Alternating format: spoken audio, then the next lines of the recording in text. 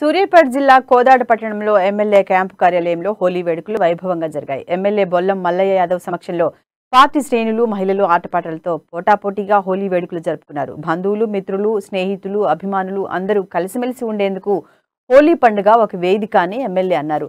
యువత ఉల్లాసం, ఉత్సాహంతో హోలీ వేడుకలు జరుపుకోవాలని కోరారు. నియోజకవర్గ ప్రజలు పాడి పంటలతో, సుఖశాంతులతో ఇదే పండుగ వాతావరణంలో వర్ధిల్లాలని భగవంతుణ్ణి ప్రార్థిస్తున్నానని తెలిపారు. ఎటువంటి అవాంఛనీయ సంఘటనలు జరగకుండా యువత బాధ్యతగా వ్యవహరించి వేడుకలు జరుపుకోవాలని పిలుపునిచ్చారు.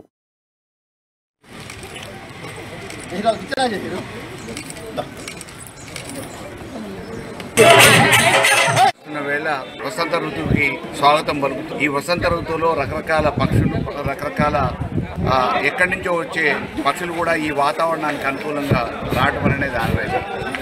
మంచి సంతోషాన్ని పంచుకోవాలని, ప్రతి ఒక్కళ్ళు సంతోషంతోనే ఈ జీవితంలో రంగులు ఏ రకంగా అయితే హోలీలో వేసుకుంటామో అదే రకమైన రంగులమయం జీవితం కావాలని, కళలు కన్న కళలన్నీ నిజం కావాలని చెప్పి కోరుకుంటూ హ్యాపీ హోలీ టు ఆల్.